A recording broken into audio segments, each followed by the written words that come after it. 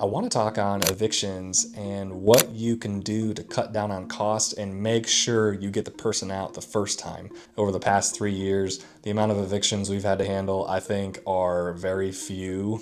For example, when a landlord purchases a property and wants to increase rent significantly, that's a high chance of handling an eviction because you're dealing with tenants that may have lived at the property for 10, 15 years at one set rate, and now they're being told that the rent has doubled.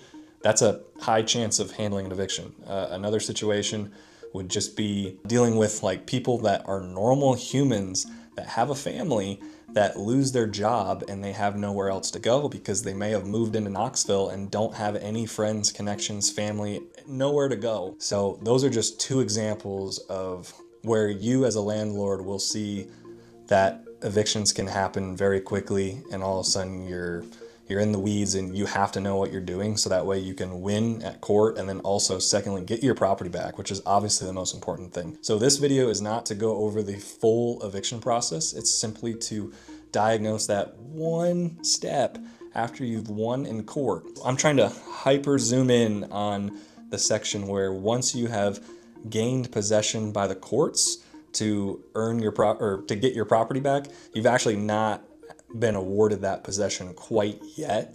You have to get that from the sheriff's department, and there are certain things you need to do and certain things you have to prep for in order to get the property back. So let's jump in the truck. I want to show you some tips and actually ways to make sure this goes smoothly and then also to save money. Number one, 14-day notice.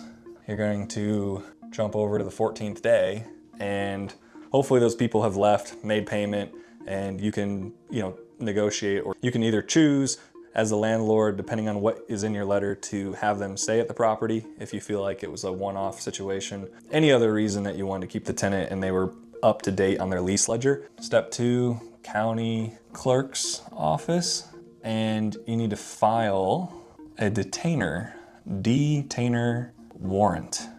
I always suggest calling at least once a week into the court system. Depending on what county you're in, you're gonna have to look up that phone number. You can also check in with the county clerk's office. Court date. So you're gonna go up there with the judge and you're going to fight for it. You're probably gonna need to bring your lease ledger, which is the invoices of all the unpaid rent balance and the late fees, if there's pet rent, all the different things that the tenant has not paid. You need to bring proof of that. This is where I'm talking, once we win, that does not mean you get to go walk into your house and take your property back immediately. Now we have a 10-day period where the tenant has time to move out with their boxes. In theory, this person is moving out and it takes time to move out, so the courts give them 10 days. At the end of those 10 days, if you have proof or you feel as though that there's still a tenant inside the house, that is where you call the sheriff's department. We are now at step 4, which is the sheriff is going to show up. So you got your sheriff that just showed up at the property with you. In Knox County, this area, step 3 and step 4 in Knox County is specifically what this video is about. Once I get in the truck, I'm gonna go over some tips on handling an eviction after you win in court, but I think it's really important that I jump on here before we start giving out all this advice. I'm talking about after you have won possession in the courts. Once you've been to trial, the judge has claimed that you've won the case, you have gained your possession back. We are going to talk about the phase of the next 10 days, what you should and should not do at this point in the process, and ways to keep your expenses low while running the clock out and getting back your property. So I saw a video online on a Knoxville landlord investment Facebook group, and it was a self-managing landlord talking about all the hoops and jumps they had to make through the court system to get a tenant out during an eviction. And she was surprised by what steps she still had to take after winning in court with the judge. And it's something that I have gone through a couple times in Knox County, and the judge never gives directions post trial of you winning possession. And so, obviously talk to your attorney, talk with your actual property manager compared to myself, but This is just me speaking on my experience and realizing that Knox County is actually one of the tougher counties to make sure you're doing everything correct. All to say, what are those things that you need to do right? Number one, when you win in court, it does not mean you get to show up at your house and just walk in the front door and take your property back. There is a 10-day period where that tenant still has their rights to be there and get out in a timely fashion.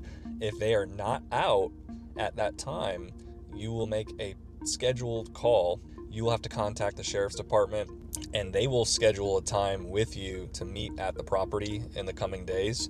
And what you need to know, and I always double check with them because the sheriff's department doesn't tell me all of these things. I actually learned at the property the hard way the first time, and so now being prepared, I know what to bring to the table, and that's having the proper amount of people show up with the sheriff so that way you can put the personal property of the tenants stuff out on the curb for another 48 hours.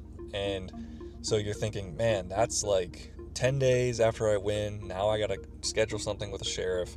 Then they're gonna meet me out there. They could at that point hand me possession with getting the tenant out in handcuffs practically if need be, and then I have to still put the tenant's personal property out on the curb. If you do not show up to the property with a proper crew to take out all the personal property, the sheriff department will leave right then and there and say you'll have to reschedule.